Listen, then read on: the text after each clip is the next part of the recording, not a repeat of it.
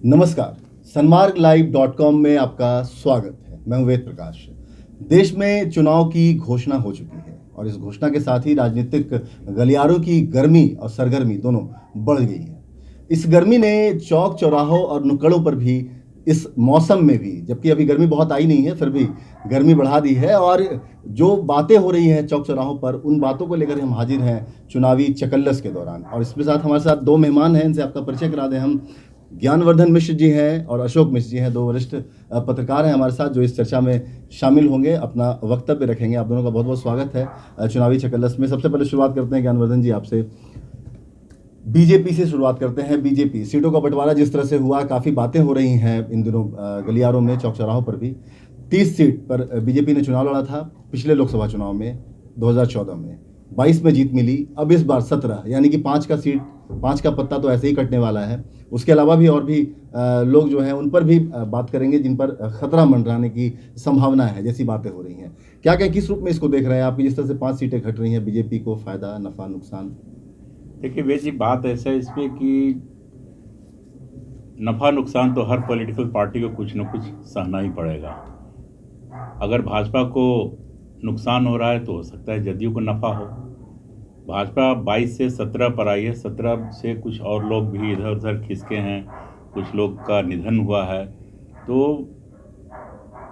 चौराहे की चर्चा जो हम सुनते हैं, देखते हैं या महसूस करते हैं, उसमें कि जो आयातित हमारे पास लोग हैं, भाजपा में बहुत सारे लोग ऐसे हैं जो दूसरे दलों से हाल के वर्षों में आए हैं, तो वो भी उस सीढ़ी पर खड़े हैं कि मुझे भी एक दरवाज़ा खटखटा रहे हैं कि हमें भी मिल जाए। लेकिन भाजपा से जो 5 सीट कटी है जी, 22 से 15 17 पर आए, तो वो 5 व्यक्ति भी दूसरे का दरवाजा खटखटा रहे हैं। ऐसी चकल्लस है जी, ऐसी चर्चा है चौराहे पर। बिल्कुल बिल्कुल, चौराहे पर ऐसी चर्चा है और वो लोग दूसरा दरवाजा देख रहे हैं जी जी। बावजूद इसके पार्टी की पूरी आम राय बन रही है, आम सहमति बनेगी। 1-2 दिन में चुनाव की चर्चा को और नया आयाम मिलेगा जब लिस्ट फाइनल हो जाएगी, दिल्ली में बैठक होगी, क्योंकि सारा निर्णय पार्टी आलाकमान को करना है। इस चुनावी चकल्लस को अगर हम पार्टी मुख्यालय से बाहर निकालते हैं तो निष्कर्ष यही निकलता है कि फैसला यहाँ कुछ नहीं, फैसला दिल्ली के हवाले है। जो करना है आलाकमान करेगा। चलिए,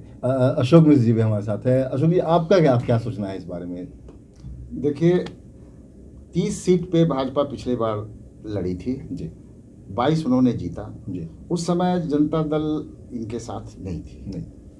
अब जनता दल साथ आ गई है, सरकार इन्होंने बना लिया है बिहार में। तो 17 सीट पे और 6 सीट पे लोजपा, इन लोगों ने तय कर लिया है। और पिछले जुलाई में ही, मेरे ख्याल से जुलाई या अगस्त में, तीनों पार्टी के शीर्ष नेताओं ने दिल्ली में इसकी घोषणा कर दी है। अब बचा हुआ है कि कौन कौन सीट कौन लड़ेंगे जी, इसकी घोषणा अभी होना बचा हुआ है और इस पर एक्सरसाइज चालू है। अब ये जो 5 सीट भाजपा को, अब उसमें से 22 सीट जीती थी, जिसमें 5 सीट का जो घाटा हो रहा है उसमें आप देखेंगे कि ज़्यादा घाटा भाजपा को इस तरह से नहीं है, क्योंकि जैसे शत्रुघ्न सिन्हा का केस ले लीजिए। शत्रुघ्न सिन्हा भाजपा से उन दिनों से ही नाराज है जब उनको केंद्र में मंत्री नहीं बनाया गया। पिछली बार वो मंत्री थे। भोला बाबू का असमय देहांत हो गया बेगूसराय से, वो चले गए। कीर्ति आजाद जो दरभंगा के सांसद थे जी, वो भी मंत्री बनना चाहते थे। एक ग्रज उनका ये था, उनकी शिकायत थी। और दूसरी शिकायत उनकी जेटली जी से दिल्ली क्रिकेट एसोसिएशन के मामले पे हमेशा से रही है। तो उनसे वो नाराज चल रहे थे। ऐसे कई और 2-3 और सीट हैं जिन पे कि लोग, भाजपा के लोग नाराज चल रहे थे और उनको टिकट कटना तो तय था। तो भाजपा के लिए इससे बढ़िया और गेम क्या हो सकता है कि 5 सीट हम अपने साथी को दे दें, अपने नए एलआई माने जनता दल यू को दे दें और हमारे साथ उनके साथ। अब बात एक दूसरी बात आती है कि अब जब 17 पे हम लोग लड़ रहे हैं, दोनों लोग लड़ रहे हैं, तो उन 17 में सीट कौन से लेंगे?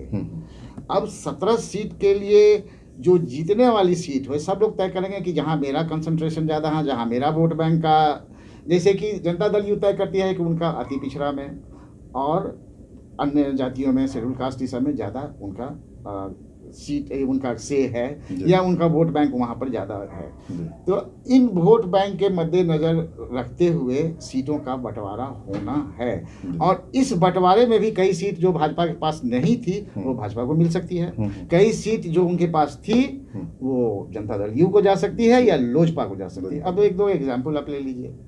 पहला जैसे शकुनी चौधरी जी के लड़के हैं सम्राट चौधरी जी। अब वो उनके बारे में चर्चा थी, उन्होंने कह दिया अपने पार्टी में, वो आजकल भाजपा में है, और उन्होंने कह दिया अपने पार्टी फोरम में कि मुझे अगर भाजपा से ही टिकट मिलेगा तो ही मैं खगड़िया से लड़ूंगा जी।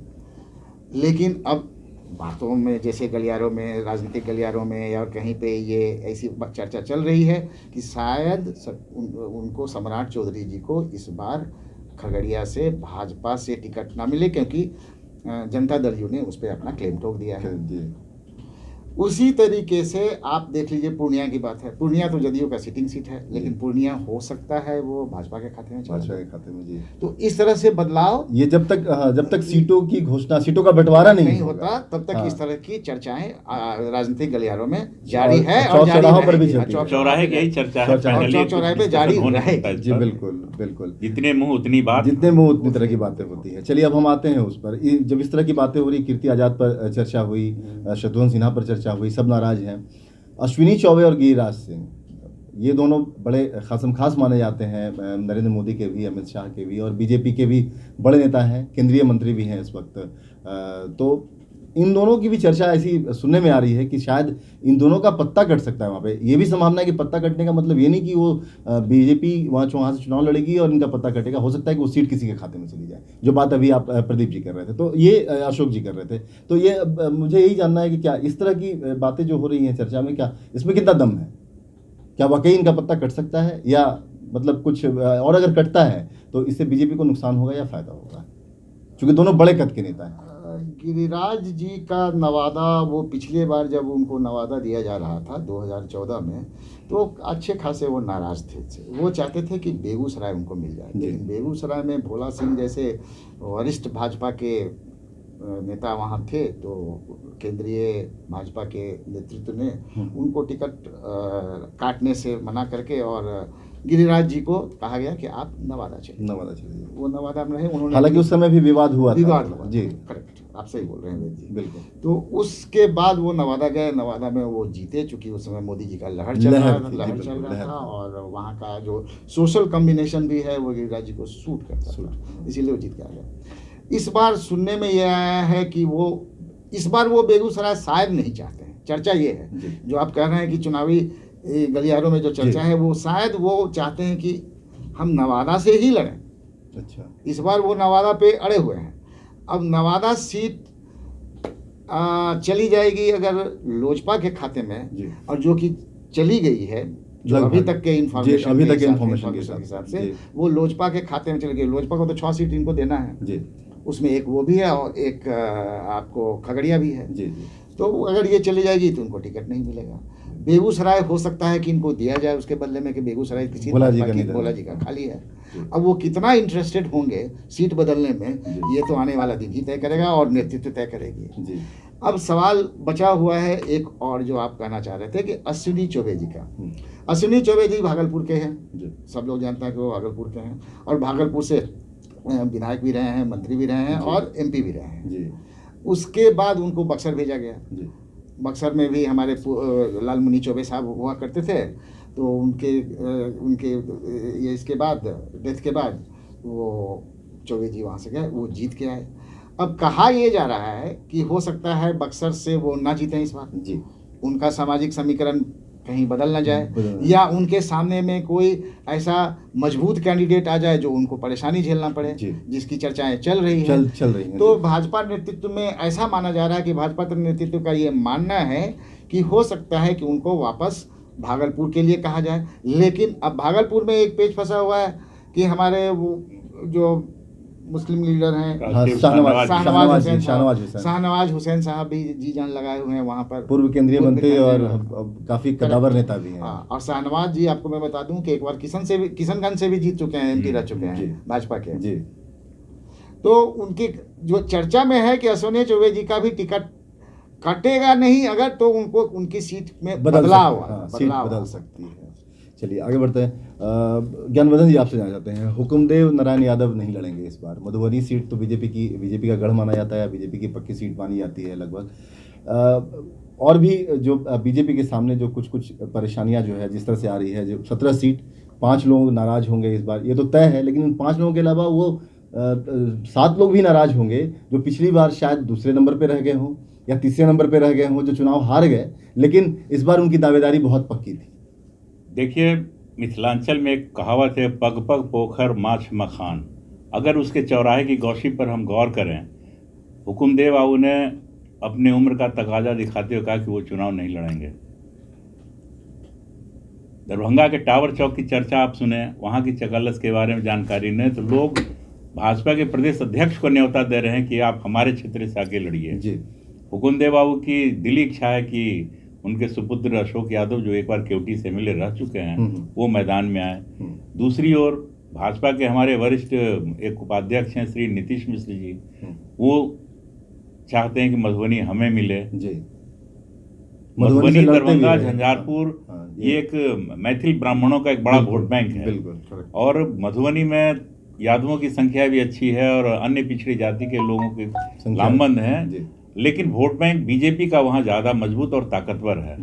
तो ये देखना होगा कि मधुबनी के टावर चौक का चकल्लस क्या करता है, दरभंगा के टावर चौक का चकल्लस क्या करता है, और भाजपा मुख्यालय वीरचंद पटेल पथ का चकल्लस क्या करता है। इन तीनों को अगर हम मिलाते हैं तो निष्कर्ष यही निकलता है कि कोई न कोई मजबूत आदमी मधुबनी के मैदान से उतरेगा इस बार, और मुकाबला भी काफी दिलचस्प होगा और देखने लायक होगा। चलिए अशोक जी के पास आते हैं। अशोक जी, आज एक और बड़ी खबर जिस पर हम चर्चा करना चाहेंगे, उपेंद्र कुशवाहा पर बड़े गंभीर आरोप लगे हैं।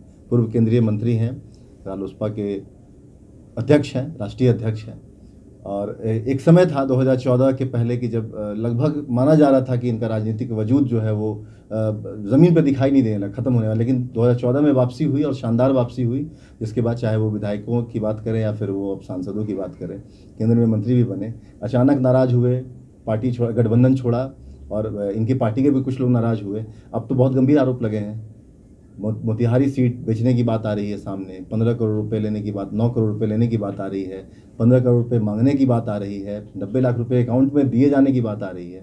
किस रूप में देख रहे हैं इसको? क्योंकि अब वो समय नहीं है, अब जो भी चीज़ें होंगी वो सीधे जनता तक जाएंगी और इसका असर चुनाव पर पड़ेगा, वोट पर अवश्य पड़ेगा वेद जी। और जो आरोप लगे हैं आज उपेंद्र कुशवाहा जी पे, अब उसकी क्या सत्यता है वो तो हम लोग नहीं देख सकते हैं, उस पर कुछ कमेंट करना उचित नहीं होगा। लेकिन इस तरह के आरोप उनको उस समय भी लगा था 2014 में, जब वो दिल्ली में सीट और कैंडिडेट के अनाउंसमेंट की चर्चा के लिए प्रेस कॉन्फ्रेंस कर रहे थे, तो वहाँ पे ही अपने बिहार से कुछ लोग वहाँ थे मौजूद, जिन्होंने ये हल्ला किया, जिन्होंने ये हंगामा किया कि भाई हमसे आपने पैसा लिया है, हमने आपको इतना पैसा दिया है या किसी और को इतना पैसा दिया है आपके पार्टी को, और मुझे टिकट नहीं दी गई। इस तरह के आरोप उन पर पहले लग चुके हैं। अब कुशवाहा जी का एक जो आपने कहा कि वो एनडीए के पार्ट थे, यूनियन मिनिस्टर ऑफ स्टेट थे, बिल्कुल। अब उसके बाद उनको सीट और ज़्यादा चाहिए था, वो नीतीश कुमार जी से या भाजपा के केंद्रीय शीर्ष नेतृत्व से वो कई बार इस बाबत वो मुलाकात कर चुके हैं, टाइम मांग चुके हैं। अमित शाह जी ने उनको समय भी नहीं दिया था शायद, तो इसके कारण वो नाराज़ हो गए और वो लालू जी के खेमे में जाके, कांग्रेस और लालू जी के खेमे में जाके अब वो महागठबंधन के पार्ट बन चुके हैं। बिल्कुल बन चुके हैं। अब एक बात और आप ध्यान दीजिए कि कुशवाहा जी का जो इस तरह से जो पैतराबाजी चल रहा है इस पार्टी से उस पार्टी, इसके पीछे एक सोच है, वो राजनीतिक सोच है, there is a political philosophy है। राजनीतिक सोच ये है कि जब सामाजिक न्याय की बात आने लगी, कि सामाजिक न्याय जब पावर में आया, खास करके ये बदलाव आया 1990 के बाद, तो पहले नेता बने लालू प्रसाद जी। लालू प्रसाद जी यादवों के नेता थे, उससे पहले यादवों के कई नेता थे, राम लखन बाबू थे और भी लोग थे। तो जब लालू प्रसाद आए तो उन्होंने यादवों के तो नेता बने ही, वो एक सामाजिक न्याय जो सोशल जस्टिस ग्रुप था उसके एक सशक्त नेता के रूप में उनका वो उभरे। अब वहाँ धीरे धीरे जब उनका राज कंसोलिडेट कर गया तो अन्य जातियाँ जो सोशल जस्टिस ग्रुप की थी वो लोग भी पावर में शेयर चाहती थी। थी। नहीं, उभार आया सभी सवाल, दलों, हाँ। अब वो लोग भी पावर में शेयर आना चाहते थे, लेकिन लालू जी ने क्या किया, अपना वोट बैंक बड़ा चालाकी से बनाया कि और माई उसको बनाए रखा और माई कॉम्बिनेशन करके लगा कि अब तुम लोग, तो वो सबसे पहले उभार में आए कुर्मी, जो कुर्मी भाई लोग आए तो उनका पॉलिटिकल एम्बिशन बढ़ता गया और वो चाहे कि हमको भी पावर में आना चाहिए, जो हमारा ड्यू शेयर है वो मिलना चाहिए, वो नहीं मिला, इसीलिए वो नाराज हो गए। सतीश कुमार जी ने कभी बड़ी रैली ऑर्गेनाइज की थी जिसमें नीतीश कुमार जी ने जाके नेतृत्व संभाल लिया, और जब नेतृत्व संभाले तो चीफ मिनिस्टर बन गए। उन्होंने अति पिछड़ी जातियों को अपने साथ गोलबंद किया। तो वो 15 साल लालू प्रसाद जी, मैंने एक यादव भी रहे मुख्यमंत्री, 15 साल अभी नीतीश कुमार जी भी रहे मंत्री। अब इनके मन में, कुशवाहा जी के मन में है कि कोयरी और कुशवाहा जाति के लोगों का अब अधिकार बनता है कि हम मुख्यमंत्री का पद संभालें। तो इसी सोच से वो अपना जितना भी राजनीतिक पैंतराबाजी कर रहे हैं वो कर रहे हैं, और उसके लिए जहाँ तक ये आरोप लगा हुआ है तो रुपया पैसा लेने का, टिकट बांटने का, टिकट बेचने का, अब उसकी सत्यता तो जांच का विषय है। वो तो जांच का विषय है, बिल्कुल सही है। अब आते हैं ज्ञानमंदिर जी, एक बड़ा सवाल है, बहुत अच्छी बात भी इन्होंने कही कि उपेंद्र कुशवाहा की जो सोच है वो किस तरह से वो बढ़ रही है कि वो सीएम पद के लिए खुद को प्रोजेक्ट करना चाहते हैं, आगे बढ़ना चाहते हैं। लेकिन क्या, ठीक है चलिए, आप एनडीए के पार्ट होते तो ये संभव नहीं था, क्योंकि नीतीश कुमार प्रोजेक्टेड है उसमें पहले से ही। लेकिन क्या महागठबंधन में उन्हें सीएम के लिए उनकी दावेदारी कितनी मजबूत लगती है आपको? मुझे तो नहीं लगता कि कहीं से बहुत दावेदारी, चूंकि तेजस्वी को खुद ये प्रोजेक्ट किया जा चुका है कि तेजस्वी होंगे अगले महागठबंधन की तरफ से। अगर महागठबंधन एग्जिस्ट करता है तो, मैं ये भी बात कह रहा हूँ आपको, एग्जिस्ट करता है तो दावेदार होंगे सीएम के। देखिए वे जी, विधायक बल की संख्या इनके पास है नहीं। मुख्यमंत्री की दावेदारी तभी बनती है जब आपके पास उसकी पर्याप्त संख्या हो, दूसरे दलों से तालमेल बैठता है। आरजेडी की ओर से या महागठबंधन की ओर से माना जा रहा है कि तेजस्वी हमारे नेता हैं, विपक्ष के नेता हैं, तो स्वाभाविक रूप से उनकी मजबूत इच्छा शक्ति भी है और वो चाहेंगे भी कि मुख्यमंत्री की कुर्सी पर हम ही बैठे हैं। लालू जी ने भी कल जो राजद की बैठक हुई उसमें सर्वसम्मति से लालू जी पर जिम्मा सौंप दिया गया। लालू जी भी वही कहेंगे जो तेजस्वी जी सलाह देंगे या कुछ करेंगे। तो ऐसी स्थिति में मुझे ऐसा नहीं लगता है कि उपेंद्र कुशवाहा जी की कोई दाल वहाँ गलने वाली है उस महागठबंधन में। आज उनकी स्थिति है कि वो मुख्यमंत्री के दावेदारी कर सके। चलिए एक आखिरी विषय पे चर्चा हम लोग करते हैं।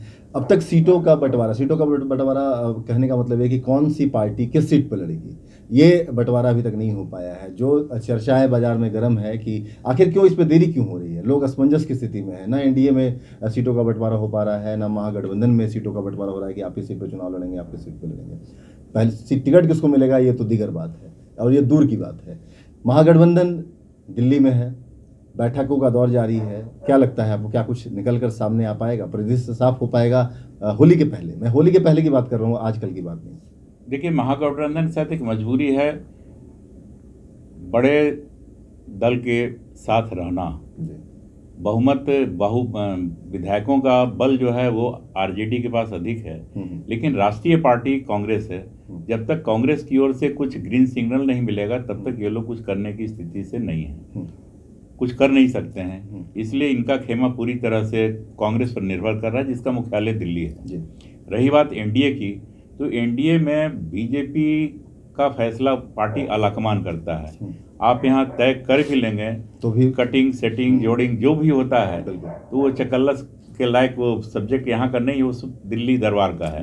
वो दरबार जो फैसला करेगा वही यहाँ मान्य होगा, बट यहाँ कुछ नहीं चलेगा। उसमें मैं एक बात जोड़ना चाहता हूँ वेद जी कि जो महागठबंधन की बात जहाँ आती है तो उसमें सीट बंटवारे में देरी का एक कारण और एक मजबूत कारण है कि महागठबंधन में कांग्रेस, राष्ट्रीय जनता दल और रालोसपा के अलावा बहुत सारी छोटी पार्टियां हैं। जैसे शरद जी का ग्रुप है, पप्पू यादव इंडिविजुअल हैं, अरुण सिंह जो रालोसपा से, जीतन राम मांझी हैं, उपेंद्र कुशवाहा तो खाली वो 3 बड़े पार्ट हैं। ये छोटे छोटे जो लोग हैं, इन लोगों को भी सीट का एम्बिशन है और इन लोगों को सीट देने की बातें चल रही है। बात तो यहाँ तक चकलस में चल रही है कि लालू यादव और कांग्रेस और रालोसपा ने तीनों ने मिलकर सबों को कह दिया कि भाई आइए, स्वागत है, लेकिन आप हमारे सिंबल पे लगिए।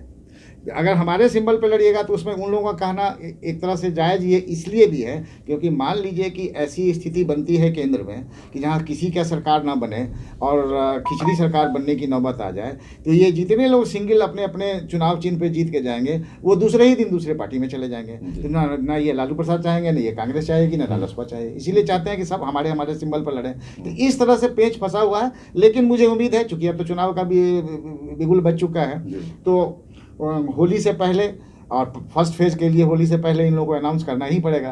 तो वो कम से कम वो 4 सीट की घोषणा ये लोग फर्स्ट फेज से पहले कर देंगे, ऐसी मैं उम्मीद कर रहे हैं। चलिए, बहुत बहुत शुक्रिया आप दोनों का हम करेंगे, प्रदीप जी आपका भी और ज्ञानवर्धन जी आपका भी बहुत बहुत शुक्रिया चुनावी चकल्लस में अपनी राय देने के लिए और बातचीत के लिए। तो आज के चुनावी चकल्लस में बस इतना ही, दीजिए इजाजत।